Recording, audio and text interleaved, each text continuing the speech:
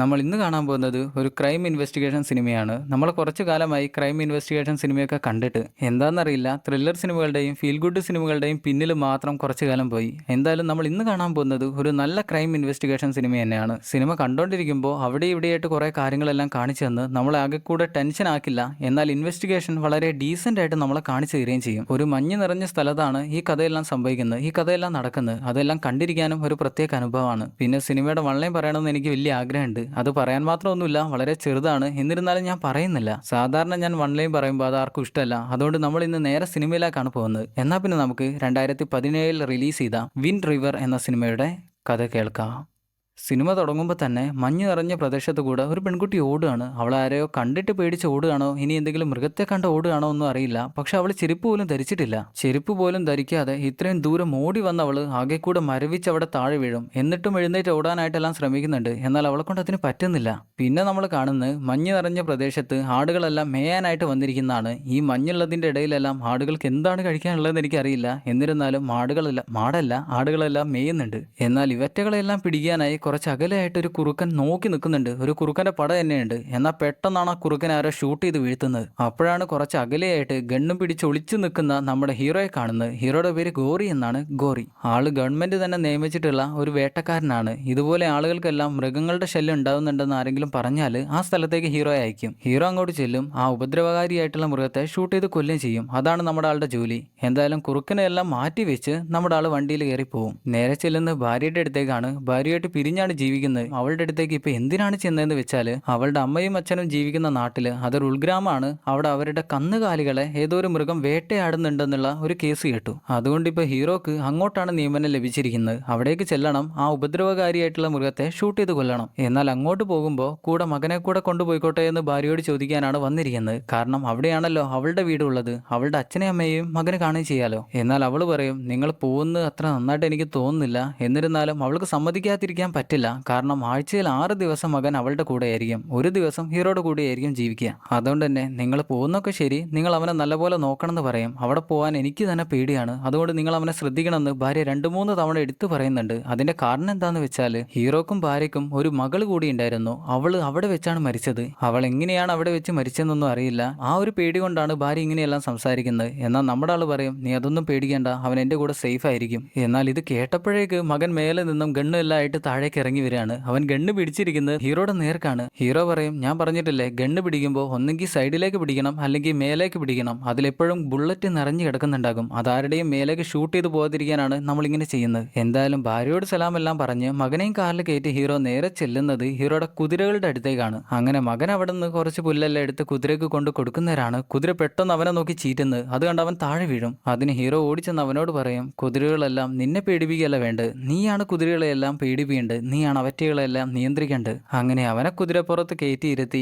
എങ്ങനെയാണ് കുതിരയെ കൺട്രോൾ ചെയ്യേണ്ടതെന്ന് പറഞ്ഞു കൊടുക്കും. മുന്നോട്ട് എങ്ങനെയാണ് പോകേണ്ടത്, പിന്നോട്ട് എങ്ങനെയാണ് വരേണ്ടത്, സൈഡിലേക്ക് വശങ്ങളിലേക്ക് എങ്ങനെയാണ് കുതിരയെ ഓടിക്കേണ്ടത്, അതെല്ലാം അവന് പറഞ്ഞു കൊടുക്കും. അങ്ങനെ അതെല്ലാം കഴിഞ്ഞ് അവർ നേരെ ചെല്ലുന്നത് ഭാര്യയുടെ വീട്ടിലേക്കാണ്. ഭാര്യയുടെ അച്ഛൻ്റെയും അമ്മയുടെയും വീട്ടിലേക്കാണ്. അത് കുറച്ച് അകലെയുള്ള മഞ്ഞ് വീഴുന്ന ഒരു നാട്ടിലാണ്, കുറച്ച് ഉൾനാട്ടിലാണ്. അവിടെ പട്ടണമായിട്ട് വലിയ ബന്ധമൊന്നുമില്ല അവിടുത്തെ ആളുകൾക്ക്. അവിടെയുള്ള കാലാവസ്ഥയാണെങ്കിൽ എപ്പോഴാണ് മാറാന്നൊന്നും പറയാൻ പറ്റില്ല. പെട്ടെന്ന് ഒരു 20 മിനിറ്റ് നല്ല മഞ്ഞ് വീഴ്ചയാണെങ്കിൽ അടുത്ത 20 മിനിറ്റ് നല്ല കാലാവസ്ഥയായിരിക്കും. എന്തായാലും അമ്മയുടെ അച്ഛനെ കാണുമ്പോഴേക്ക് മകനെ ഓടിച്ചെന്ന് കെട്ടിപ്പിടിക്കും. അങ്ങേര് പറയും, നിനക്കകത്ത് നല്ല ഭക്ഷണം എല്ലാം ഉണ്ടാക്കി വെച്ചിട്ടുണ്ട്, നീ അത് പോയി കഴുകി, അപ്പോഴേക്കും ഞാൻ വരാമെന്ന്. എന്നാൽ അപ്പോഴാണ് അങ്ങേർക്ക് മനസ്സിലാവുക, ഇവിടെയുള്ള മൃഗങ്ങളെയെല്ലാം വേട്ടയാടുന്ന മൃഗത്തെ വേട്ടയാടാൻ വന്നിരിക്കുന്ന ഹീറോയാണെന്ന്. അതുകൊണ്ട് അങ്ങേര് ചോദിക്കും, നീയാണല്ലേ കന്നുകാലികളെയെല്ലാം കൊല്ലുന്ന സിംഹത്തെ കൊല്ലാനായിട്ട് ഇങ്ങോട്ട് വന്നിരിക്കുന്നത്? സിംഹത്തെയാണോ എന്ന് എനിക്കറിയില്ല, അവരെന്തോ ഒരു ജീവിയെന്ന് പറഞ്ഞു, ഞാൻ അതിനെയാണ് കൊല്ലാൻ വന്നിരിക്കുന്നത്. എന്തായാലും അവർ സംസാരിച്ച് കന്നുകാലികൾ മരിച്ചു കിടക്കുന്ന സ്ഥലത്തേക്കാണ് ചെല്ലുന്നത്. അത് ഒരു കുന്നിന്റെ പുറത്ത് കുറച്ച് മേലെയായിട്ടാണ് കിടക്കുന്നത്. അങ്ങനെ കന്നുകാലിയെ കാണുമ്പോൾ തന്നെ അതിന്റെ ചുറ്റുമായിട്ട് സിംഹത്തിന്റെ കാലടയാളങ്ങൾ കാണാം. അതുകൊണ്ടാണ് ഭാര്യയുടെ അച്ഛൻ ഹീറോയോട് ചോദിച്ചത്, നീയാണോ സിംഹത്തെ കൊല്ലാനായിട്ട് ഇങ്ങോട്ട് വന്നതെന്ന്. അങ്ങേർക്ക് മനസ്സിലായിട്ടുണ്ട്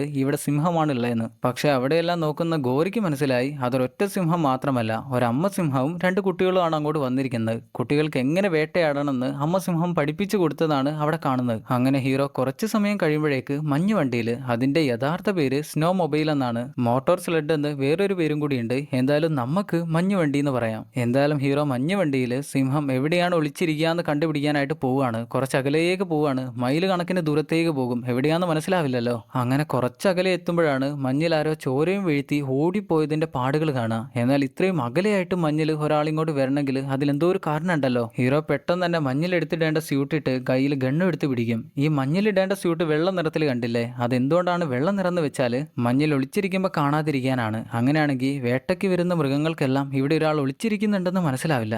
എന്തായാലും ആ കാൽപാദവും നോക്കി കുറച്ച് മുന്നിലേക്ക് നടക്കുമ്പോഴാണ് താഴെ വീണ് എന്തോ ഒരു സംഘട്ടനം നടന്നതുപോലെ മഞ്ഞെല്ലാം അങ്ങോട്ടും ഇങ്ങോട്ടും വകഞ്ഞു മാറി കിടക്കുന്നത് കാണുക. പെട്ടെന്ന് തന്നെ കയ്യിലുണ്ടായിരുന്ന റിവോൾവർ എടുക്കും. ദൂരേക്ക് ചൂണ്ടി നിൽക്കുമ്പോഴാണ് എയിം ചെയ്ത് നിൽക്കുമ്പോഴാണ് ആരോ താഴെ വീണ് കിടക്കുന്നത് കാണുക. അതാരാന്നറിയാൻ അടുത്തേക്ക് ചെന്ന് നോക്കുമ്പോഴാണ് മനസ്സിലാവുക. നമ്മൾ സിനിമയുടെ തുടക്കത്തിൽ ഒരു പെൺകുട്ടി ഓടിപ്പോകുന്ന കണ്ടില്ലായിരുന്നോ? ആ പെൺകുട്ടിയാണ് ഇവിടെ മരിച്ചു കിടക്കുന്നത്. എന്നാൽ ഹീറോക്കും മനസ്സിലായിട്ടുണ്ട് ഇതാരാണ് മരിച്ചു കിടക്കുന്നതെന്ന്. കാരണം ഈ നാട്ടിലുള്ള ഒട്ടുമിക്ക ആളുകളുമായിട്ട് ഹീറോക്ക് നല്ല പരിചയമുണ്ട്. അതുകൊണ്ട് ആരാണ് മരിച്ചതെന്ന് നമ്മുടെയൊക്കെ മനസ്സിലായി. ഈ മരിച്ചു കിടക്കുന്ന പെൺകുട്ടി മകളുടെ കൂട്ടുകാരിയാണെന്ന് കൂടെ ചിന്തിക്കുന്ന നേരം പിടിച്ചിരിക്കാനേ പറ്റില്ല. പെട്ടെന്ന് തന്നെ എന്തോ ഒരു ടെൻഷനായിട്ടുള്ള അവസ്ഥയിലേക്ക് എത്തും. എന്നാൽ പെട്ടെന്ന് തന്നെ അതിൽ നിന്നെല്ലാം റിക്കവറായി വന്ന് പോലീസിലേക്ക് വിളിച്ച് സംഭവിച്ച കാര്യങ്ങളെല്ലാം പറഞ്ഞെടുക്കും. ഈ ബോഡി എവിടെ കിടക്കുന്നതാണെന്നും പോലീസുകാർക്ക് പറഞ്ഞെടുക്കും. അങ്ങനെ ഭാര്യ വീട്ടില് പോലീസുകാർ വരാനായിട്ട് കാത്തിരിക്കുകയാണ് ഹീറോ. കൂടെ തന്നെ ആ നാട്ടിൽ തന്നെ ഒരു ലോക്കൽ പോലീസ് കൂടി ഉണ്ട്. അപ്പോഴാണ് കാറിൽ ഒരു FBI ഏജന്റ് അങ്ങോട്ട് വരുന്നത്. മഞ്ഞ് നല്ലപോലെ വീഴുന്നോണ്ട് തന്നെ വഴി അവർക്ക് മനസ്സിലാവുന്നില്ല. എങ്ങോട്ടാണ് പോകേണ്ടതെന്ന് മനസ്സിലാവുന്നില്ല. എന്നാൽ അവളെയും വിളിച്ച് വീട്ടിലേക്ക് വരും. എന്നാൽ അവൾ വിചാരിച്ചിട്ടില്ല ഇതുപോലെ നല്ലൊരു മഞ്ഞ് വീഴുന്ന കാലാവസ്ഥയാണ് ഇവിടെയെന്ന്. അതുകൊണ്ട് തന്നെ അവള് നല്ല ജാക്കറ്റ് ഒന്നും ധരിച്ചിട്ടില്ല. എനിക്ക് നല്ലപോലെ തണുക്കുന്നുണ്ട്, അതുകൊണ്ട് ബോഡിയുള്ള സ്ഥലത്തേക്ക് നമുക്ക് പെട്ടെന്ന് തന്നെ പോയാലോ, എനിക്കിതൊന്ന് പെട്ടെന്ന് തന്നെ സോൾവ് ചെയ്യണമെന്നുണ്ടെന്ന് അവൾ പറയുന്ന നേരം ആ പോലീസുകാരൻ ചോദിക്കും, ഈ അവസ്ഥയിൽ നീ അങ്ങോട്ട് വരികയാണെങ്കിൽ അവിടെ എത്തുന്നതിന്റെ മുന്നേ നീ മരിച്ചു പോകും. അതുകൊണ്ട് നീ ആദ്യം ഇവിടെ നിന്ന് എന്തെങ്കിലും കിട്ടുന്നത് വാങ്ങിയിട്. അങ്ങനെ അവൾ വീട്ടിലേക്ക് കയറി ചെല്ലുന്ന നേരം ഹീറോയുടെ ഭാര്യയുടെ അമ്മയാണ് അവൾക്ക് വസ്ത്രങ്ങളെല്ലാം എടുത്തു കൊടുക്കുന്നത്. ആ വസ്ത്രങ്ങളെല്ലാം ശരിക്കും ഹീറോയുടെ മകളുടെ വസ്ത്രങ്ങളാണ്. അതായത് ആ അമ്മച്ചിയെ വെച്ച് നോക്കുകയാണെങ്കിൽ അമ്മച്ചിയുടെ പേരക്കുട്ടിയുടെ വസ്ത്രങ്ങളാണ് അതെല്ലാം. അതുകൊണ്ട് അവളോട് ഞാനിതൊന്നും നിനക്ക് എടുക്കാൻ തന്നതല്ല, ഇതെല്ലാം തിരിച്ച് ഇങ്ങോട്ട് തന്നെ കൊണ്ടുതരണം, കാരണം ഇതെന്റെ പേരക്കുട്ടിയുടേതാന്ന് പറയും. അതേസമയത്ത് തന്നെ ഹീറോയുടെ മകൾ ഈ ജാക്കറ്റുകളെല്ലാം ധരിച്ചു നിൽക്കുന്ന ഒരു ഫോട്ടോയും നമുക്ക് കാണാം. അങ്ങനെ അവൾ റൂമിലേക്ക് ചെല്ലുന്ന നേരം അവളെ പെട്ടെന്ന് കാണുന്ന നേരം മകളെയാണ് ഓർമ്മ വരിക. എന്തായാലും മകനോട് നീ ഇവിടെ തന്നെ ഇരിക്കി, എനിക്ക് കുറച്ച് കാര്യങ്ങൾ സോൾവ് ചെയ്യാനുണ്ടെന്നും പറഞ്ഞ് അവരെല്ലാവരും കൂടെ ആ ബോഡി കണ്ട സ്ഥലത്തേക്കാണ് പോകുന്നത്. ഇവിടെ നിന്നും കുറച്ച് മൈൽ ദൂരെയായിട്ടാണ് ആ ബോഡി കിടക്കുന്നത്. ഞാൻ വിചാരിച്ചിരുന്നത് മഞ്ഞ് വണ്ടിയിൽ ഒരു മിനിമം സ്പീഡിൽ മാത്രമേ പോകാൻ പറ്റൂന്നാണ്. എന്നാൽ അവർ സ്പീഡിലാണ് പോകുന്നത്, പെരുത്ത സ്പീഡിലാണ് പോകുന്നത്. കുറച്ച് സമയം കഴിയുമ്പോഴേക്ക് അവർ സ്ഥലത്തെത്തി.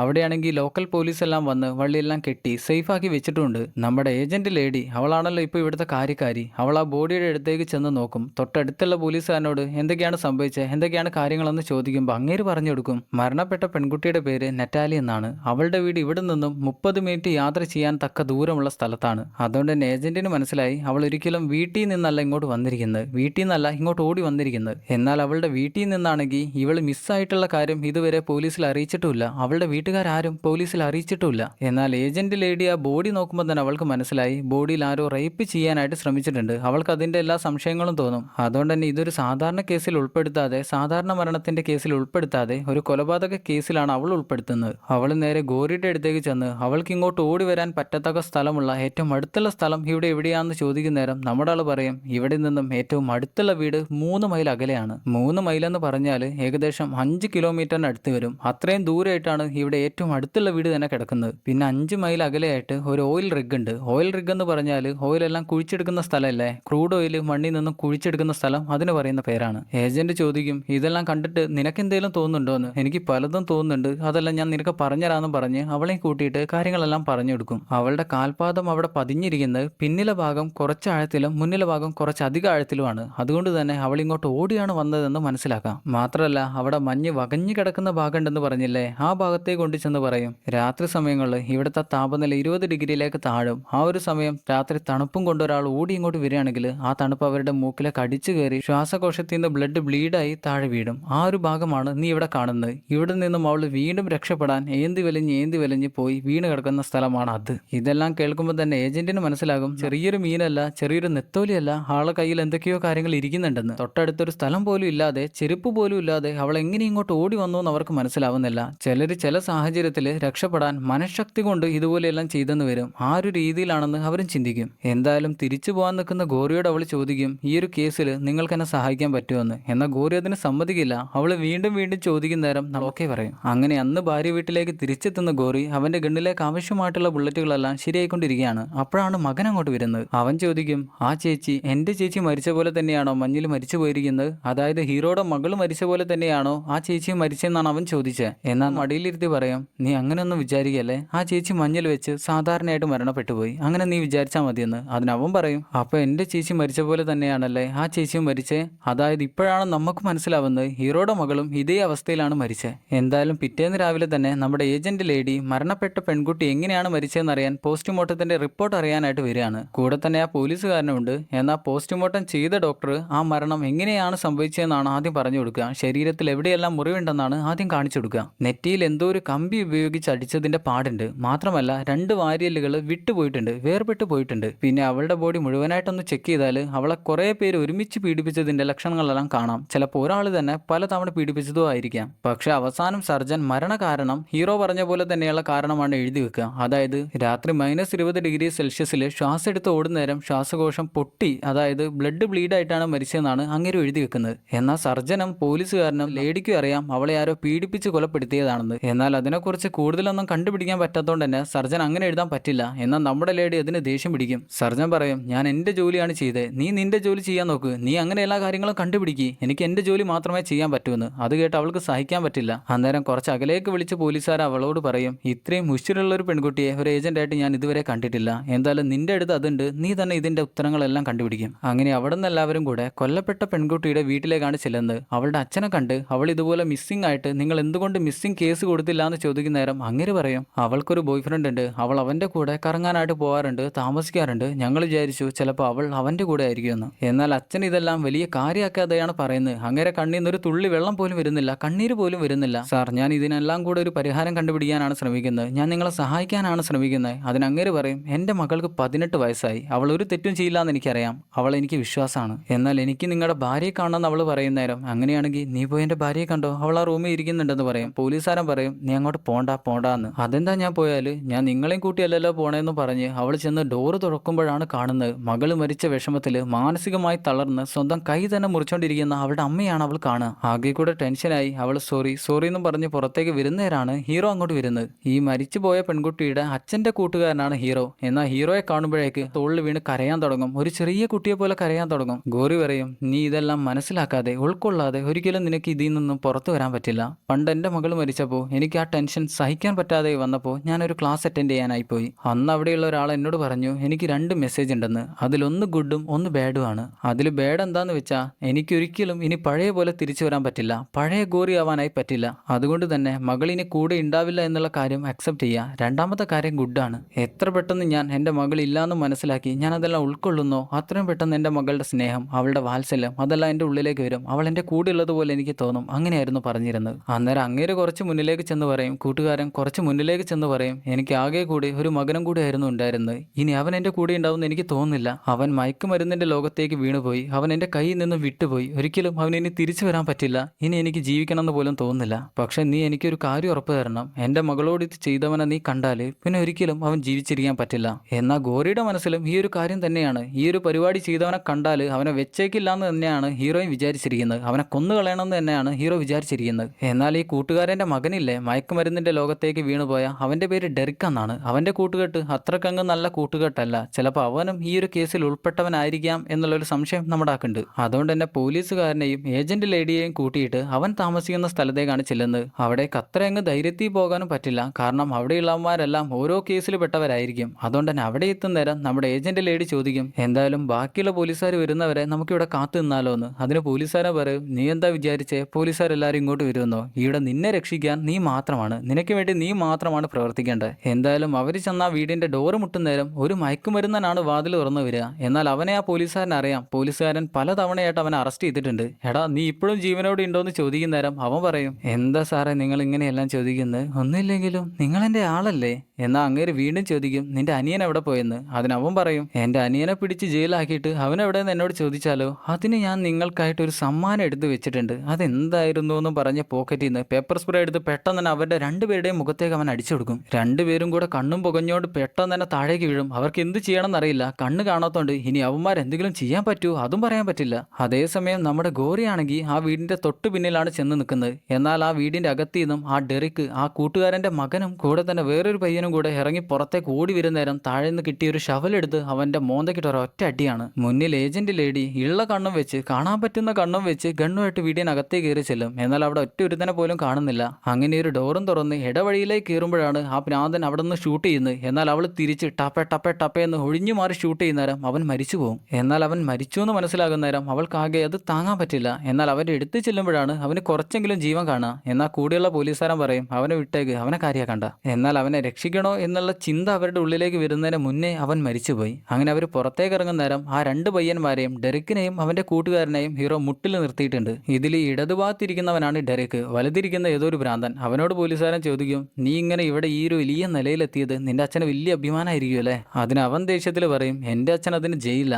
അതിന് പോലീസുകാരൻ, അതെനിക്കറിയാലോ, ഞാനല്ല അങ്ങനെ പിടിച്ച് ജയിലിലാക്കിയേ, എന്നോട് തന്നെ നീ ഇത് പറയുന്നു. അന്നേരം ഏജന്റ് ഡെറിക്കിനോട് ചോദിക്കും, നിന്റെ പെങ്ങൾക്കൊരു കാമുകനില്ലായിരുന്നോ? അവനെക്കുറിച്ച് നിനക്ക് എന്തെങ്കിലും അറിയോ? എന്നാൽ അവൻ അതിനെക്കുറിച്ചൊന്നും സംസാരിക്കാൻ തയ്യാറാവുന്നില്ല. അവനാണെങ്കിൽ മരുന്നെല്ലാം അടിച്ച് ആകെ കൂടെ ബോധം പോയൊരവസ്ഥയിലാണ് നിൽക്കുന്നത്. അവന് സംസാരിക്കാൻ പോലും പറ്റില്ല. അവന്റെ നാവ് ആകെ കുഴയും. നിങ്ങൾ ഇതെല്ലാം കൂടി ഇപ്പൊ എന്നോട് എന്തിനാ ചോദിക്കുന്നതെന്ന് ചോദിക്കുമ്പോൾ ഹീറോ പറയും, മോനെ, നിന്റെ പെങ്ങളെ ആരോ റേപ്പ് ചെയ്ത് കൊന്ന നിലയിൽ ആ മഞ്ഞുമലയുടെ മേലെ വെച്ച് എനിക്ക് കണ്ടുകിട്ടി. അതിനെക്കുറിച്ച് അറിയാനാണ് ഞങ്ങൾ ഇങ്ങോട്ട് വന്നിരിക്കുന്നത്. എന്നാൽ അത് കേൾക്കുന്ന അവനാകെ പിടിച്ചു നിൽക്കാൻ പറ്റില്ല. അവൻ ആർത്ത് കരയും. അവൻ ഇതുപോലെ മയക്കുമരുന്നിന്റെ ലോകത്തേക്ക് വന്നിരിക്കുന്നവനാണെങ്കിലും അവന്റെ പെങ്ങളോട് അവന് വലിയ സ്നേഹമാണ്. അതുകൊണ്ട് തന്നെ അവനത് സഹിക്കാൻ പറ്റില്ല. അങ്ങനെ കുറച്ച് സമയം കഴിഞ്ഞപ്പോഴേക്ക് കൂടുതൽ പോലീസ് ഫോഴ്സ് വന്ന് അവരെല്ലാം അറസ്റ്റ് ചെയ്തു. എന്നിരുന്നാലും ആ കാമുകനെ കുറിച്ച് അവരാരും ഒന്നുപോലും സംസാരിക്കുന്നില്ല. ആ ഭ്രാന്തന്മാരൊന്നും സംസാരിക്കുന്നില്ല. അതിന് ഹീറോ ഏജന്റിനോട് പറയും, നീ അവനോട് ചോദ്യം ചോദിച്ചിട്ട് അവന്മാർ എന്തെങ്കിലും പറയുമെന്ന് നീ വിചാരിക്കുന്നുണ്ടോ? അതൊന്നും നടക്കാൻ പോകുന്നില്ല. തെളിവുകളുടെ പിന്നാലെ പോയാൽ നമുക്കെല്ലാം കണ്ടുപിടിക്കാം. അങ്ങനെ അവൾക്ക് അതിൽ കൂടെ ഒരു മഞ്ഞുവണ്ടി പോയതിന്റെ വഴി, അതിന്റെ ഒരു അടയാളം കാണിച്ചു കൊടുക്കും. ബൈനോക്കുലർ വെച്ച് നോക്കുന്ന നേരം അവിടെയുള്ള മലയുടെ മണ്ടയിലേക്കാണ് അത് കയറി പോയിരിക്കുന്നത്. എന്നാൽ അവിടേക്ക് പോയാലേ ബാക്കിയുള്ള കാര്യങ്ങൾ അവർക്ക് കണ്ടുപിടിക്കാൻ പറ്റൂ. അങ്ങനെ പെട്ടെന്ന് തന്നെ ഹീറോയുടെ കൂടെ അവള് നേരെ ആ മഞ്ഞുമലയിലേക്ക് മഞ്ഞുവണ്ടിയിൽ പോകും. മേലെ മരങ്ങൾക്കിടയിലെത്തുമ്പോൾ പിന്നെ വണ്ടി ഓടിക്കാൻ പറ്റില്ല. അങ്ങനെ രണ്ടുപേരും കൂടെ ഗണ്ണുമായിട്ട് ഇറങ്ങി അങ്ങോട്ട് ചെന്ന് നോക്കും. ആ വഴിയിലൂടെ ചെന്ന് നോക്കുമ്പോഴാണ് അവിടെ ഒരു ബോഡി കിടക്കുന്നത് കാണുക. ഒരു നഗ്നമായ ബോഡിയെ പരുന്ത് കൊത്തിക്കൊണ്ടിരിക്കുക. ചെന്ന് നോക്കുമ്പോഴാണ് അതൊരു പുരുഷന്റെ ബോഡിയാണെന്ന് മനസ്സിലാവുക. എന്നാൽ ഈ ബോഡി ആരുടേതാണ്, ആരാണ് കൊണ്ടിട്ടേ, അതൊന്നും അറിയില്ല. അങ്ങനെ അവർ തിരിച്ച് പോലീസുകാരുടെ അടുത്തേക്ക് എത്തുമ്പോഴേക്ക് രാത്രിയായി. ആ ഭ്രാന്തന്മാര് ഡെറിക്ക് പോലും ആ കാമുകനെ കുറിച്ച് ഒരു കാര്യം പോലും പറഞ്ഞിട്ടില്ല. അവൻ എന്തോന്ന് ഭയക്കുന്നുണ്ട്. ആ ഡെറിക്കിനോട് ഞാനൊന്ന് സംസാരിച്ച് നോക്കട്ടെ എന്ന് ഹീറോ ചോദിക്കുന്ന നേരം പോലീസുകാരൻ പറയും, അതിനെന്തായാലും നിനക്ക് പറ്റില്ല. നിയമപരമായിട്ട് നിനക്ക് അവനെ ചോദ്യം ചെയ്യാനൊന്നും പറ്റില്ല. അതുകൊണ്ട് അത് വേണ്ട. എന്നാൽ പോലീസുകാരും കാണാതെ അവനെ പിടിച്ചിട്ട വണ്ടിയിലേക്ക് ചെന്ന് ഡോറ് തുറന്ന് അവനോട് ചോദിക്കും, എന്താ മോനെ നിന്റെ പ്രശ്നം? അതിനവൻ പറയും, ഞാൻ ഒരു തെറ്റ് പോലും ചെയ്തിട്ടില്ല, ഞാൻ ഒരു തെറ്റും ചെയ്തിട്ടില്ല. അതിന് നമ്മുടെ ആള് പറയും, നീ ഇത്രയും കാലമായിട്ട് ചെയ്തുകൊണ്ടിരിക്കുന്ന എല്ലാം തെറ്റാണ്, എന്നിട്ട് നീ തെറ്റൊന്നും ചെയ്യില്ല എന്ന് പറഞ്ഞാലോ? നീ അവന്റെ പേരൊന്ന് പറ, അവളുടെ കാമുകന്റെ പേര്. നീ അത് പറഞ്ഞാൽ ഞാൻ നിന്നെ സേഫ് ആക്കാനാണ് ശ്രമിക്കുന്നത്. നിന്റെ കുടുംബത്തിന് വേണ്ടിയാണ് ഞാൻ ഇതെല്ലാം ചെയ്യുന്നത്. അതിനവൻ തിരിച്ചു പറയും, സ്വന്തമായിട്ട് ഒരു കുടുംബം ഉണ്ടായിട്ട് നിങ്ങൾക്ക് അവരെ നോക്കാൻ പറ്റിയില്ല. നിങ്ങളാണോ ഡിക്റ്റേറ്റീവും കളിച്ച് എൻ്റെ അടുത്തേക്ക് വരുന്നത്? അതിന് അവന്റെ തലമണ്ട പിടിച്ച് അവിടെ ഇട്ട് രണ്ടടി കൊടുക്കും. വേനിലെ കയറിയിരുന്ന് നീ മറ്റുള്ള ഭ്രാന്തന്മാരെ പോലെയല്ല, നിനക്ക് ആർമിയിൽ ചെന്ന് നല്ലൊരു ജോലി വാങ്ങി നല്ലൊരു ജീവിതം നയിക്കായിരുന്നു. എന്നാൽ ഇപ്പം നീ എവിടെയാണ് നിൽക്കുന്നത്? നീ ഒന്ന് ചിന്തിച്ചു നോക്ക്. നീയായി നിന്റെ പാടായി, നീ എന്തേലും കാണിക്കടോ എന്ന് പറയുന്ന നേരം അവൻ പറയും, ഞാൻ അവൻ ഒരു തവണ കണ്ടിട്ടുണ്ട്.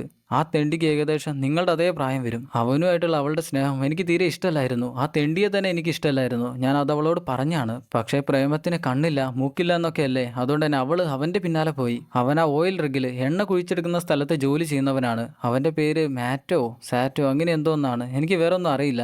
എന്തായാലും അവൻ അറിയാവുന്ന കാര്യങ്ങളെല്ലാം അവൻ തുറന്നു പറഞ്ഞു. ഗോറി അങ്ങനെ പുറത്തിറങ്ങാൻ നേരം അവൻ പറയും, നിങ്ങൾ എന്താ വിചാരിച്ചേ എനിക്ക് ഇങ്ങനെ ജീവിക്കാൻ ഇഷ്ടമായിട്ടാണ് ഞാൻ ഇങ്ങനെ ജീവിക്കുന്നതെന്നോ? ഞാൻ ഇതിൽ പെട്ടുപോയി. എൻ്റെ മനസ്സിന്റെ പിടി എൻ്റെ കയ്യിൽ നിന്ന് വിട്ടുപോയി. ജീവിക്കണം, അച്ഛനെ അമ്മയും കാണണം, എല്ലാത്തിനും എനിക്ക് നല്ല ആഗ്രഹമുണ്ട്. അവരുടെ കൂടെ ജീവിക്കണം, അതിനെല്ലാം ആഗ്രഹമുണ്ട്. പക്ഷെ ഈ ഒരു ജീവിതം എന്നെ വല്ലാതെ തെറ്റിലേക്ക് കൊണ്ടുപോകുന്നു. എനിക്കൊന്നും ചെയ്യാൻ പറ്റുന്നില്ല. അങ്ങനെ പുറത്തിറങ്ങുന്ന ഹീറോ നേരെ പോലീസുകാരൻ്റെ അടുത്ത് ചെന്ന് ചെവിയിൽ പറയും, അവൻ ആ റിഗില് ഓയിൽ റിഗിൽ ജോലി ചെയ്യുന്നവനാണ്. അവനെ എങ്ങനെ കൈകാര്യം ചെയ്യണമെന്ന് എനിക്കറിയാം. എന്നാൽ ലേഡിക്ക് അത് എന്താ പറഞ്ഞതെന്ന് മനസ്സിലാവില്ല. അവൾ ചോദിക്കും, അപ്പം ഞാൻ അറിയേണ്ട കാര്യങ്ങളൊന്നും അല്ലേ ഇത്? ഞാൻ അറിയണ്ട? ഓക്കെ, ഞാൻ അറിയുന്നില്ല. അങ്ങനെ നേരെ ഹീറോ ഭാര്യയുടെ അടുത്തേക്കാണ് ചെല്ലുക. അവളോട് ഞാൻ ഈ ഒരു കേസിൽ പോലീസുകാരുടെ കൂടെ ഉണ്ടെന്ന് പറയാനാണ് അങ്ങോട്ട് ചെന്നത്. എന്നാൽ അവൾക്ക് ഈ കാര്യങ്ങളൊക്കെ നേരത്തെ അറിയാം. അവൾ വേറെ എവിടെ നിന്നോ ഈ കാര്യങ്ങളെല്ലാം കേട്ടിട്ടുണ്ട്. അവൾ പറയും, നീ ഇത് സോൾവ് ചെയ്താൽ തന്നെ നമ്മൾ ഇനി എന്താണ് നേടാൻ പോകുന്നത്? അങ്ങനെ അവൾ ആകെ കൂടെ കരയാനാവുന്ന നേരം നമ്മുടെ ആൾ പിന്നെ അവിടെ നിൽക്കില്ല. തിരിച്ച് വീട്ടിലേക്ക് തന്നെ വരും, സ്വന്തം വീട്ടിലേക്ക് എത്തും. എന്നാൽ ഹീറോയും കാത്ത് ഏജന്റ് ലേഡി അവിടെ കാത്ത് നിൽക്കുന്നുണ്ട്. നമ്മുടെ ആൾ എന്താന്ന് ചോദിക്കുമ്പോഴാണ് പറയാ, ആ മഞ്ഞുമലയിൽ നിന്നും കിട്ടിയ ഒരു പുരുഷന്റെ ബോഡി ഇല്ലേ,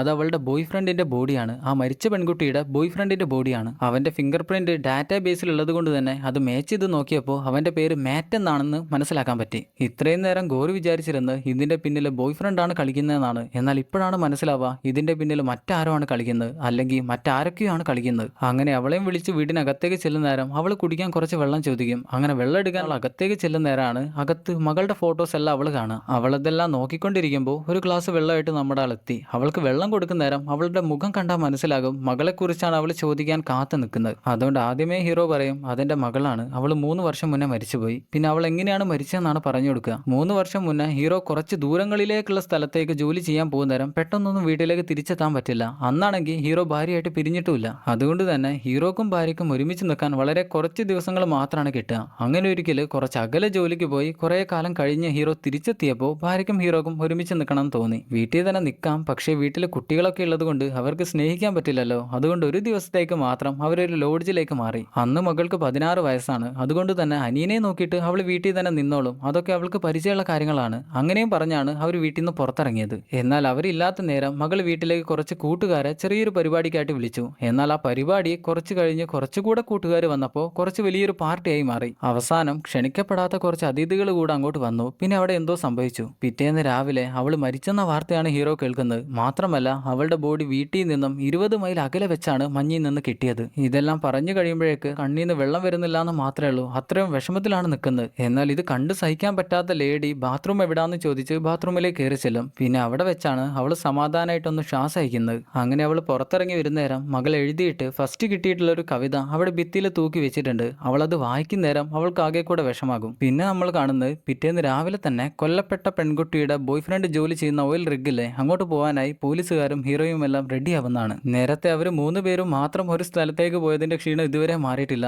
അതുകൊണ്ട് തന്നെ അവിടെയുള്ള കുറച്ച് പോലീസുകാരെ ആയിട്ടാണ് അവരെല്ലാവരും കൂടെ അങ്ങോട്ട് പോകാനായി തയ്യാറാവുന്നത്. അവിടേക്ക് മഞ്ഞിൽ കൂടെ യാത്ര ചെയ്യുകയാണെങ്കിൽ 2 മഞ്ഞുമല കടന്നാൽ ആ സ്ഥലത്തെത്തും. പക്ഷേ അതൊരു റിസ്ക് വഴിയായതുകൊണ്ട് തന്നെ പോലീസുകാരെല്ലാവരും കൂടെ 50 മൈൽ ചുറ്റി വളഞ്ഞ് അങ്ങോട്ട് പോകാനാണ് തീരുമാനിക്കുന്നത്. എന്നാൽ അവരോടൊപ്പം തന്നെ ഹീറോയും വണ്ടിയിൽ യാത്രയാവുന്നുണ്ട്. അവരുടെ കൂടെ കേസ് അന്വേഷിക്കാനായിട്ട് പോകാനൊന്നും പറ്റില്ല, കാരണം ഹീറോ ഇവിടെ വേറൊരു ജോലിക്ക് വന്നാണല്ലോ. സിംഹത്തെ കൊല്ലാനുള്ളത് കൊണ്ട് തന്നെ ആ ഓയിൽ റിഗ് വരെ ഹീറോക്ക് പോകാൻ പറ്റില്ല അവരുടെ കൂടെ. അതുകൊണ്ട് തന്നെ കുറെ യാത്ര ചെയ്ത് സിംഹത്തെ പിടിക്കാനായി അവിടെ വഴിയിൽ കണ്ടൊരു സ്ഥലത്തിറങ്ങും. ഇതേ സമയം ബാക്കിയുള്ള നമ്മുടെ ഏജന്റ് ലേഡിയുടെ പോലീസ് ടീം അവരെല്ലാവരും കൂടെ അങ്ങോട്ട് യാത്രയാവുകയാണ്. ഇവിടുന്ന് കുറച്ച് ദൂരം പോകാനുണ്ട്, എന്നാൽ അവിടെ എത്തും. അതേസമയം മഞ്ഞുവണ്ടിയെല്ലാം വണ്ടിയിൽ നിറക്കി അതിൽ കയറിയിട്ട് സിംഹത്തെ പിടിക്കാനായി മഞ്ഞുമലയിലേക്ക് ഓടിച്ചു കയറ്റും. അങ്ങനെ കുറേ ദൂരം ചെല്ലുമ്പോഴാണ് സിംഹത്തിന്റെ കാലടയാളങ്ങൾ അവിടെ ഇവിടെയെല്ലാം കാണുന്നത്. ഇതേ സമയം നമ്മുടെ പോലീസ് ടീം ആ ഓയിൽ റിഗിലെത്തി. ഓയിൽ റിഗ് എന്ന് പറഞ്ഞാൽ ഓയിൽ കുഴിച്ചെടുക്കുന്ന സ്ഥലമല്ലേ, അവിടെ എത്തി. ആ സമയത്താണ് ഒരു ട്രെയിലറിനകത്തു നിന്നും ഒരാൾ ഇറങ്ങി വന്ന് മഞ്ഞുവണ്ടിയിൽ അവരുടെ അടുത്തേക്ക് വരുന്നത്. ട്രെയിലർ എന്ന് പറഞ്ഞാൽ ആ മഞ്ഞിൽ കെട്ടി വെച്ചിരിക്കുന്ന വീടില്ലേ, ആ വീടിന് പറയുന്ന പേരാണ്. നമ്മുടെ പോലീസ് ടീം അങ്ങേരോട് ചോദിക്കും, ഇവിടെ ജോലി ചെയ്യുന്ന മാറ്റിനെ തെരഞ്ഞാണ് ഞങ്ങൾ ഇങ്ങോട്ട് വന്നിരിക്കുന്നത്, അവനെ കുറിച്ച് നിങ്ങൾക്ക് എന്തെങ്കിലും അറിയുമെന്ന്. അതിന് അങ്ങേര് പറയും, ഞാനും അവനെ തന്നെയാണ് തെരയുന്നത്. 2-3 ദിവസം മുന്നേ അവൻ ഇവിടെ നിന്ന് മിസ്സിംഗ് ആയതാണ്, ഇതുവരെ തിരിച്ചിങ്ങോട്ട് വന്നിട്ടില്ല.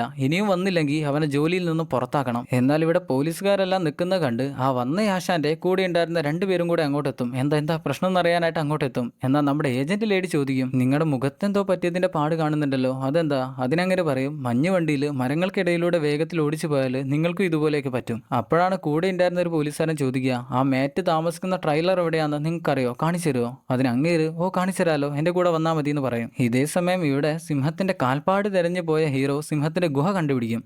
അതിന്റെ അകത്തേക്ക് ടോർച്ച് അടിച്ച് നോക്കുമ്പോഴാണ് കാണുക ഒരു സിംഹവും അതിന്റെ 2 കുട്ടികളും. വിചാരിച്ച പോലെ തന്നെയാണ് സിംഹത്തിന്റെ കാര്യങ്ങളെല്ലാം കിടക്കുന്നത്. അങ്ങനെ ഗണ്ണെല്ലാം എടുത്ത് അതിനെ ഷൂട്ട് ചെയ്ത് കൊല്ലണമല്ലോ. അതുകൊണ്ട് ആദ്യം സിംഹത്തോട് നിന്റെ കുട്ടികളെല്ലാം നിനക്ക് നഷ്ടമാവാൻ പോവാണെന്ന് പറഞ്ഞാണ് ഗണ്ണെടുക്കാനായിട്ട് നിൽക്കുക. അപ്പോഴാണ് മഞ്ഞിക്കൂടെ ഒരു മഞ്ഞ് വണ്ടി പോയതിന്റെ അടയാളം അവിടെയും കാണുക. ആ അടയാളം എങ്ങോട്ടാണ് പോകുന്നതെന്ന് കണ്ടുപിടിക്കാൻ ദൂരേക്ക് നോക്കുന്ന നേരം ആ വഴി അങ്ങനെ ദൂരേക്ക് പോയിക്കൊണ്ടേയിരിക്കുകയാണ്. ദൂരെ എന്താന്ന് കാണാൻ പറ്റില്ല. അങ്ങനെ ബൈനോക്കുലർ എടുത്ത് നോക്കുമ്പോഴാണ് കാണുക അതാ ഓയിൽ റിഗിലേക്കാണ് പോകുന്നത്. ഇവിടെ എന്തോ ഒരു പ്രശ്നം ഹീറോക്ക് കരിഞ്ഞു മണക്കും. ഇവിടെ പോലീസുകാരെയും കൊണ്ടുപോകുന്ന ആശാന്റെ ടീം ചോദിക്കും, ഈ മാറ്റിന് എന്താണ് പ്രശ്നം? അവനെ ഞങ്ങളും തെരഞ്ഞുകൊണ്ടിരിക്കുകയാണ്, ഇപ്പൊ നിങ്ങൾ ഇങ്ങോട്ട് തെരഞ്ഞു വന്നിരിക്കുന്നു, അവനെന്താ പറ്റിയ? ഏജന്റ് പറയും, അവന്റെ ഗേൾഫ്രണ്ട് അവനെ കാണുന്നില്ല എന്ന് പറഞ്ഞ് പോലീസ് സ്റ്റേഷനിൽ ഒരു കേസ് കൊടുത്തിട്ടുണ്ട്, അതിനെക്കുറിച്ച് അറിയാൻ ഇങ്ങോട്ട് വന്നാ. അതിന് അങ്ങേര് പറയും, ഞാൻ വിചാരിച്ചു മഞ്ഞിൽ നിന്നും അവളുടെ ബോഡി നിങ്ങൾക്ക് കിട്ടിയിട്ടുണ്ടാവുമെന്ന്. റേഡിയോയിൽ കേട്ടിരുന്നു അവൾ മരിച്ചുവെന്നും അവളെ മഞ്ഞിന്റെ മേലെ നിന്നും കിട്ടിയെന്നല്ല. എന്നാൽ ലേഡി ചോദിക്കും, മരണത്തെക്കുറിച്ച് റേഡിയോയിൽ റിപ്പോർട്ട് ചെയ്തിട്ടുണ്ട്, പക്ഷെ അവളുടെ പേരൊന്നും പറഞ്ഞിട്ടില്ലല്ലോ, പിന്നെ നിങ്ങൾക്ക് എങ്ങനെ അത് ഇവളാന്ന് മനസ്സിലായി? അതിന് അങ്ങേര് പറയും, ഇതിപ്പോ എന്നോട് എന്താടായ പ്രശ്നം? ഞാൻ റേഡിയോയിൽ പേര് കേട്ടതാണ്, നിങ്ങൾ ചിലപ്പോൾ കേട്ടിട്ടുണ്ടാവില്ല. അവൾ കൂടെയുള്ള എല്ലാവരോടും ചോദിക്കും, എന്നാൽ റേഡിയോയിൽ അവളുടെ പേര് ഇതുവരെ വെളിപ്പെടുത്തിയിട്ടില്ല. ആശാനും ടീമിനും കാര്യങ്ങളെല്ലാം കയ്യിൽ നിന്ന് പോയിന്ന് മനസ്സിലായി. അങ്ങനെ മെല്ലെ ഗണ്ണെടുക്കും. കൂടെയുള്ള ആളുകളും മെല്ലെ ഗണ്ണെടുക്കും. അത് കാണുന്നേരം പോലീസും ഗണ്ണെടുക്കും. പിന്നെ അവരെല്ലാവരും കൂടെ പരസ്പരം ഗണ്ണ് ചൂണ്ടി നിൽക്കും, എയിം ചെയ്ത് നിൽക്കും. ഗണ്ണെല്ലാം തിരിച്ചെടുക്കാൻ നമ്മുടെ ഏജന്റ് വിളിച്ചു പറയുന്നുണ്ട്. എന്നാൽ അവരാരും അത് ചെയ്യില്ലല്ലോ. ഗണ്ണ് ആരാണ് എടുക്കുന്നത്, പിന്നെ ഷൂട്ട് കൊള്ളുന്ന ആർക്കാണ്, അതൊന്നും പറയാൻ പറ്റില്ല. ആശാന്റെ ടീമാണെങ്കിൽ ഗണ്ണ് താഴ്ത്തില്ല. അവരെന്തോ ഒരു കാര്യം മറച്ചു വെക്കുന്നുണ്ട്. എന്ത് വന്നാലും ഷൂട്ട് ചെയ്തിട്ടേ അവരടങ്ങൂന്നാണ്. അപ്പോഴാണ് നമ്മുടെ FBI ഏജന്റ് ലേഡി അങ്ങോട്ട് കയറി എന്ന് പറയാം, ഞാനൊരു FBI ഏജന്റ് ആണ്, ചുമ്മാ അങ്ങോട്ടും ഇങ്ങോട്ടും ഷൂട്ട് ചെയ്യാനാണ് വിചാരിക്കുന്നതെങ്കിൽ എന്റെ ടീം വന്ന് നിങ്ങളുടെ എല്ലാത്തിന്റെയും നിക്കർ ഊരും, എല്ലാത്തിന്റെയും നിക്കർ ഞാൻ ഊരും. അതുകൊണ്ട് തിരികെ ഗണ്ണ് വെക്കുന്നതായിരിക്കും ഏറ്റവും നല്ല. ഇത് കേൾക്കുന്ന ആശാനും മനസ്സിലായി കൂടുതൽ ബുദ്ധിമോശം കാണിക്കുന്നത് നല്ലതല്ല. അതുകൊണ്ട് തന്നെ കൂടെ നിൽക്കുന്നവരോട് ഗണ്ണ് മെല്ലെ പോക്കറ്റിലേക്ക് വെക്കാൻ പറയും. അങ്ങനെ പോലീസുകാരും എല്ലാവരും ഗണ്ണ് പോക്കറ്റിലേക്ക് വെക്കും. ഒരു പോലീസുകാരൻ മാത്രം ഗണ്ണ് താഴെ വെക്കുന്നില്ല. കാരണം അവൻ ആ ആശാന്റെ ടീമുമായിട്ട് ചെറിയ എന്തോ ഒരു ബന്ധമുണ്ട്. അവനും ഈ ഒരു കാര്യത്തിൽ എന്തോ ഒരു ബന്ധമുണ്ട്. നമ്മുടെ ലേഡി ആദ്യം അവനോട് പറയും, നീ ഇപ്പം എൻ്റെ കസ്റ്റഡിയിലാണ്, നീ അറസ്റ്റ് ചെയ്യപ്പെട്ടിരിക്കുന്ന ആളാണ്, അതുകൊണ്ട് ഗണ്ണ് നീ പോക്കറ്റിലേക്ക് വെച്ചോ, ബാക്കിയുള്ള കാര്യങ്ങളെല്ലാം നമുക്ക് പിന്നെ തീരുമാനിക്കാം. അങ്ങനെ ആ ആശാന്റെ അടുത്ത് വന്ന് ബാക്കിയുള്ള കാര്യങ്ങളെല്ലാം നമുക്ക് പിന്നെ എപ്പോഴേലും തീരുമാനിക്കാം, നിങ്ങളിപ്പം മാറ്റിന്റെ റൂം ഒന്ന് കാണിച്ചു തന്നാൽ മതിയെന്ന് പറയുന്ന നേരം അങ്ങേര് ഓക്കെ മാഡം എന്ന് പറഞ്ഞ് അവരെയും കൂട്ടി നേരെ അങ്ങോട്ട് പോകും. എന്നാൽ ഇവിടെ ഹീറോ മഞ്ഞ് വണ്ടിയിൽ റിഗിനടുത്തേക്ക് വേഗത്തിൽ വന്നുകൊണ്ടിരിക്കുകയാണ്. അവിടെയുള്ള മരങ്ങൾക്കിടയിൽ എത്തുമ്പോൾ പിന്നെ ഓടിക്കാൻ പറ്റില്ല. അതുകൊണ്ട് തന്നെ അവിടെ ഇറങ്ങി വാക്കി ടോക്കിയിൽ അവരെ കോൺടാക്ട് ചെയ്യാൻ ശ്രമിക്കും. എന്നാൽ എങ്ങനെയൊക്കെ നോക്കിയിട്ടും പോലീസുകാരുമായിട്ട് വാക്കി ടോക്കി കണക്ട് ആവുന്നില്ല. വേറെ ഒരു വഴിയും ഇല്ലാത്തതുകൊണ്ട് തന്നെ ഗണ്ണും എടുത്ത് കയ്യിൽ വെച്ച് അവൻ അങ്ങോട്ട് ഓടിച്ചെല്ലും. അപ്പോഴേക്ക് ഇവരെല്ലാവരും കൂടെ കൊല്ലപ്പെട്ട പെൺകുട്ടിയുടെ ബോയ് ഫ്രണ്ടിന്റെ ആ മാറ്റിന്റെ ട്രെയിലറിലെത്തി. എന്നാൽ അതിനകത്ത് ഇപ്പൊ ഏതോ ഒരുത്തൻ ഉറങ്ങുന്നുണ്ട്. മാറ്റിന്റെ ഒരു കൂട്ടുകാരൻ അതിനകത്ത് ഉറങ്ങുന്നുണ്ട്. അവനെ വിളിക്കുന്ന നേരം അവനൊന്നും കേൾക്കില്ല. നമ്മുടെ ലേഡി ചെന്ന് വാതിൽ മുട്ടുന്ന നേരം പിന്നെ നമ്മൾ കാണുന്നത് അന്ന് രാത്രി ആ പെൺകുട്ടി കൊല്ലപ്പെട്ട രാത്രി എന്താണ് അവിടെ സംഭവിച്ചതെന്നാണ്. ആ കൊല്ലപ്പെട്ട ലേഡി നറ്റാലി, അതായിരുന്നല്ലോ അവളുടെ പേര്. അവൾ അന്ന് രാത്രി അവളുടെ ബോയ് ഫ്രണ്ടിനെ കാണാൻ ആ ട്രെയിലറിലേക്ക് വന്നു. അവൾക്ക് 18 വയസ്സേ ഉള്ളെങ്കിലും അവളുടെ ബോയ് ഫ്രണ്ടിന് ഏറെക്കുറെ നമ്മുടെ ഹീറോയുടെ അത്രയും പ്രായം തന്നെയുണ്ട്. അവൻ പറഞ്ഞില്ലായിരുന്നോ, കൂട്ടുകാരന്റെ മകൻ ഡെറിക്ക് പറഞ്ഞില്ലായിരുന്നോ, ആ തെണ്ടിക്ക് ഏകദേശം നിങ്ങളുടെ അതേ പ്രായം തന്നെ വരുമെന്ന്. അതുപോലെ തന്നെയാണ് കുറച്ച് പ്രായമുള്ള ഒരു ബോയ് ഫ്രണ്ട് ആണിത്.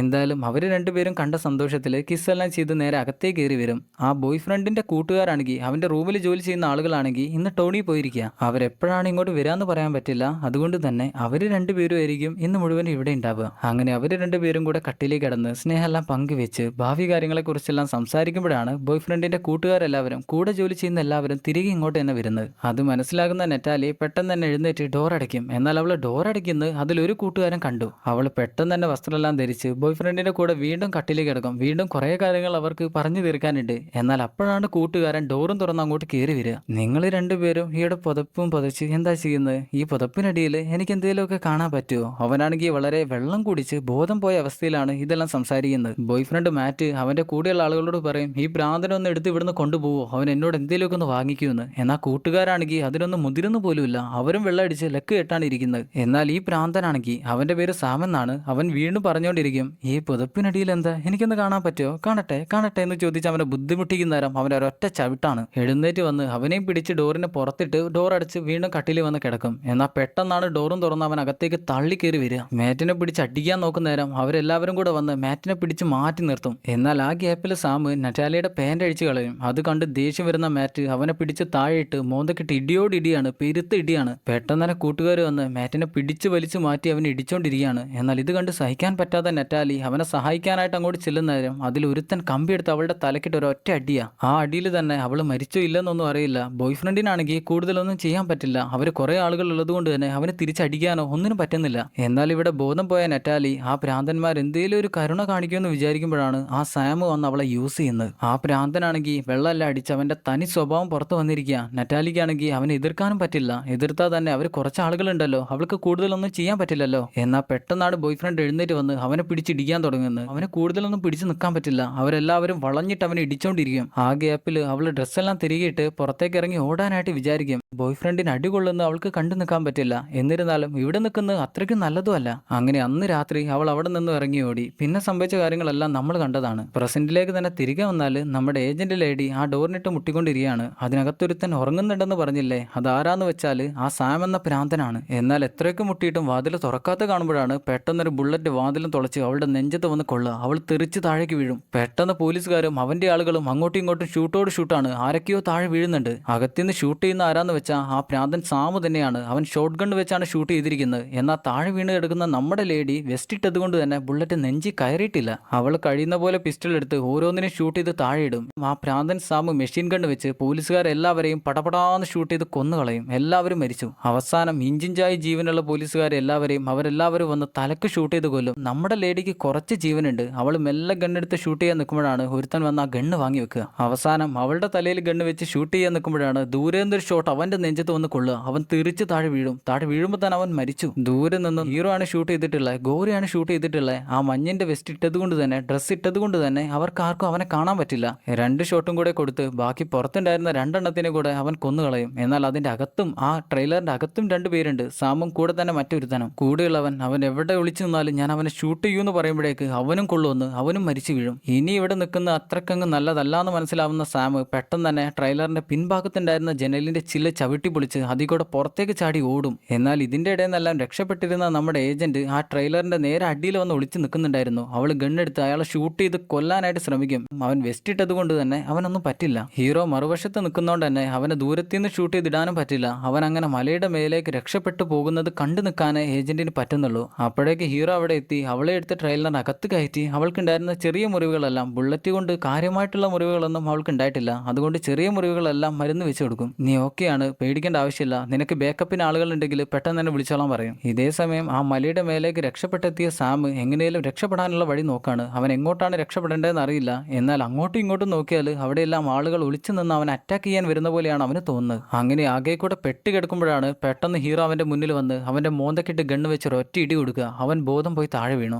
കുറച്ചു കഴിഞ്ഞ് അവൻ കണ്ണു തുറക്കുന്ന നേരം അവന്റെ മുന്നിൽ തന്നെ ഹീറോ ആണ് നിൽക്കുന്നത്. ആ പ്രാന്തൻ ഇപ്പൊ കിടക്കുന്നത് ഈ കൊടുമുടികളിൽ ഏറ്റവും ഉയരം കൂടിയ കൊടുമുടിയുടെ മേലെയാണ്. അവന്റെ കൈകൾ കെട്ടിവെച്ചിരിക്കുന്നത് കണ്ട് കാല് സേഫാണോ എന്ന് നോക്കുന്ന നേരം കാലിൽ ഷൂസ് പോലുമില്ല. അത് കണ്ടവൻ പറയും, ഞാൻ തെറ്റ് ചെയ്തു, അത് ശരിയാണ്, പക്ഷെ എന്നോട് എന്തിനാണ് ഇങ്ങനെയെല്ലാം ചെയ്യുന്നത്? ഗോറി പറയും, ഞാൻ ഒരിക്കലും ഒരു പോലീസുകാരനല്ല, അതുകൊണ്ട് നിനക്ക് സംഭവിച്ച കാര്യങ്ങളെല്ലാം സത്യങ്ങളെല്ലാം എന്നോട് തുറന്നു പറയാം. ഞാൻ ഒന്നും ചെയ്യാൻ പോകുന്നില്ല. നീ അതെല്ലാം എന്നോട് തുറന്നു പറഞ്ഞാൽ ഞാൻ നിന്നെ വെറുതെ വിടും. അതിനവൻ ചോദിക്കും, ഇതെല്ലാം തുറന്നു പറയാൻ പറ്റിയൊരു സ്ഥലമാണോ ഇത്? ചുറ്റും നോക്കിയാൽ ഈ നശിച്ച മഞ്ഞ് മാത്രം, കൂടെ ആരുമില്ല, പെണ്ണുങ്ങൾ പോലുമില്ല, പിന്നെ എങ്ങനെയാണ് ഞാൻ ഇവിടെ നിൽക്കുക? ഹീറോ പറയും, ഞാൻ നിനക്ക് വാക്ക് തരാണ്, നീ എങ്ങനെയാണ് അവളെ കൊന്നേ അതെന്നോട് പറഞ്ഞാൽ ഞാൻ നിന്നെ വെറുതെ വിടാം. അവൻ കരഞ്ഞോട് പറയും, അതെ, ഞാൻ പീഡിപ്പിച്ചാണ് അവളെ കൊന്നേ, ഞാൻ പീഡിപ്പിച്ച് അവളെ കൊന്നുപോയി. അവളുടെ കാമുകനെ നീ എന്ത് ചെയ്തു എന്ന് ചോദിക്കുന്ന നേരം അവനെ ഞങ്ങൾ എല്ലാവരും കൂടെ അടിച്ചു കൊന്നു, ആ മഞ്ഞിന്റെ മേലെ ഞങ്ങൾ കൊണ്ടിട്ടു, ഞങ്ങൾ എന്തോ ആ ഒരു സമയത്ത് അങ്ങനെ ചെയ്തു പോയി. ഇത്രയും കേൾക്കുന്ന ഹീറോ എന്നാ പിന്നെ ഞാൻ എന്റെ വാക്ക് പാലിക്കാൻ പോവാണെന്ന് പറഞ്ഞ് അവന്റെ കൈയിന്റെ കെട്ട് പൊട്ടിച്ചു കൊടുക്കും, മുറിച്ചു കൊടുക്കും. ഒരു ഷൂസ് പോലും ഇല്ലാതെ അവൻ ഇവിടെ നിന്നും ഓടി രക്ഷപ്പെടാൻ പറ്റില്ലല്ലോ.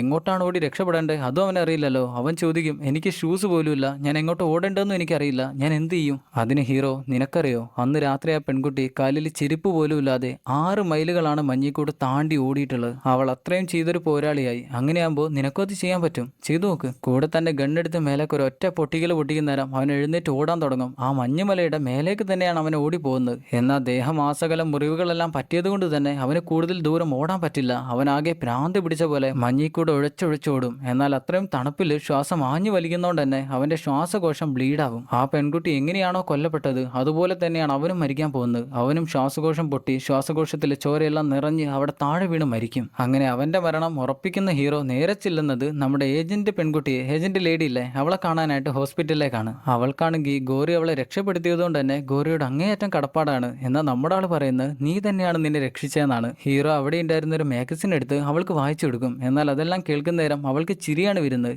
എന്നാൽ കുറച്ച് കഴിയുമ്പോഴേക്ക് അവൾക്ക് ആകെ കൂടെ വിഷമാവും. ആ കൊല്ലപ്പെട്ട നറ്റാലി എന്ന പെൺകുട്ടി ആ മഞ്ഞിക്കൂട് 6 മൈൽ എങ്ങനെയായിരിക്കും ഓടിയത് അതെല്ലാം ആലോചിച്ച് അവൾക്ക് ആകെ കൂടെ വിഷമാവും. അവിടുന്ന് പിന്നെ നേരെ ചെല്ലുന്നത് കൂട്ടുകാരന്റെ വീട്ടിലേക്കാണ്. മകള് കൊല്ലപ്പെട്ട കൂട്ടുകാരനില്ലായിരുന്നോ, ആ കൂട്ടുകാരന്റെ വീട്ടിലേക്കാണ് ചെല്ലുക. അകത്ത് കയറി ചെന്ന് എത്രയൊക്കെ അവനെ വിളിച്ചു നോക്കിയിട്ടും അവിടെ എവിടെയും അവനെ കാണുന്നില്ല. വീട്ടിൽ അവിടെ എവിടെയും കാണുന്നില്ല. അങ്ങനെ നേരെ മേലേക്ക് കയറി ചെല്ലുമ്പോഴാണ് അവന്റെ ഭാര്യ അവിടെ കിടക്കുന്ന കാണുക. നമ്മൾ ആദ്യം അവരെ കണ്ടിരുന്നത് കയ്യിൽ മുറിവെല്ലാം ഉണ്ടായിക്കൊണ്ടിരിക്കുന്നതാണ്. എന്നാൽ ഇപ്പൊ ഏറെക്കുറെ ഓക്കെ ആയി. അവരിപ്പോ നല്ല പോലെ മകളുടെ റൂമിലാണ് വന്ന് കിടക്കുന്നത്. ആ റൂമിൽ അവളെ കുറിച്ചുള്ള ഓർമ്മകൾ മാത്രമായിരിക്കുമല്ലോ, അവളുടെ ഫോട്ടോസ്, അവളുടെ പഠനകാലത്തുണ്ടായിരുന്ന കൂട്ടുകാർ, അതെല്ലാം അവിടെ ഒട്ടിച്ചു വെച്ചിട്ടുണ്ട്. അതെല്ലാം കണ്ടോണ്ട് പുറത്തേക്ക് നോക്കുമ്പോഴാണ് കൂട്ടുകാരൻ ധ്യാനത്തിൽ പുറത്തിരിക്കുന്ന പോലെ കാണുക. നമ്മുടെ ആൾ അത് എന്താണെന്നറിയാൻ അങ്ങോട്ട് ചെന്ന് നോക്കും. ആള് മുഖത്തെല്ലാം ചായം തേച്ച് അങ്ങനെ ഇരിക്കുകയാണ്. ട്രൈബൽ ഫാമിലിയിലൊക്കെയുള്ള ആളുകളാണ് ഇതുപോലെ എല്ലാം ചെയ്യുക. ഹീറോ ചോദിക്കും, നീ എന്താ ചെയ്യുന്നത്? അങ്ങനെ പറയും, ഇതെന്റെ മരണത്തിന്റെ മുഖമാണ്. അവസാനം ഇതെല്ലാം തുടച്ചു കളഞ്ഞ് ജീവിതം അവസാനിപ്പിക്കണം എന്നായിരുന്നു ഞാൻ വിചാരിച്ചിരുന്നത്. എന്നാൽ കുറച്ച് നേരത്തെയാണ് എന്റെ മകന്റെ ഒരു കോൾ എനിക്ക് വന്നേ.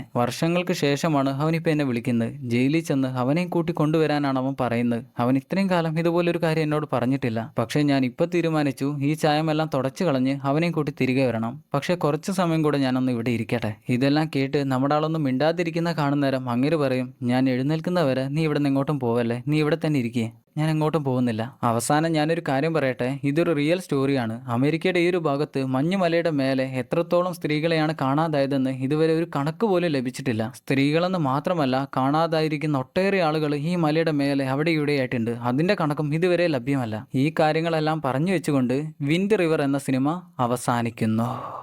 സിനിമ എല്ലാവർക്കും ഇഷ്ടപ്പെട്ടെന്നാണ് വിചാരിക്കുന്നത്. സിനിമ കണ്ടിരിക്കാൻ ഒരു സാധാരണ ക്രൈം ഇൻവെസ്റ്റിഗേഷൻ സിനിമയൊക്കെ പോലെ തന്നെ ആയിരുന്നെങ്കിലും ഒട്ടും ബോറടിക്കാതെ കണ്ടിരിക്കാൻ പറ്റി. പിന്നെ ഒരു കാര്യം, ഈ സിനിമ റിയൽ സ്റ്റോറിയെ ബേസ് ചെയ്ത് ഷൂട്ട് ചെയ്തൊരു സിനിമ ആയതുകൊണ്ട് തന്നെ അവർക്ക് കൂടുതൽ കാര്യങ്ങളൊന്നും ഈ സിനിമയിൽ കാണിക്കാൻ പറ്റില്ല. ഉള്ളത് തന്നെയല്ലേ അവർക്ക് കാണിക്കാൻ പറ്റൂ. എന്തായാലും സിനിമയെക്കുറിച്ചുള്ള അഭിപ്രായം മറക്കാതെ കമൻറ്റ് ചെയ്യുക. സിനിമ ഇഷ്ടപ്പെട്ടവർ മറക്കാതെ ലൈക്ക് ചെയ്യുക, അതൊരിക്കലും മറക്കല്ലേ. കമൻറ്റ് ഒരിക്കലും മറക്കല്ലേ. ചാനൽ സബ്സ്ക്രൈബ് ചെയ്യാത്തവർ മറക്കാതെ സബ്സ്ക്രൈബ് ചെയ്യുക. എന്നാൽ പിന്നെ നല്ലൊരു സിനിമയായി അടുത്ത വീഡിയോയിൽ കാണുന്നവരെ Tata bye bye. Film Chronicle.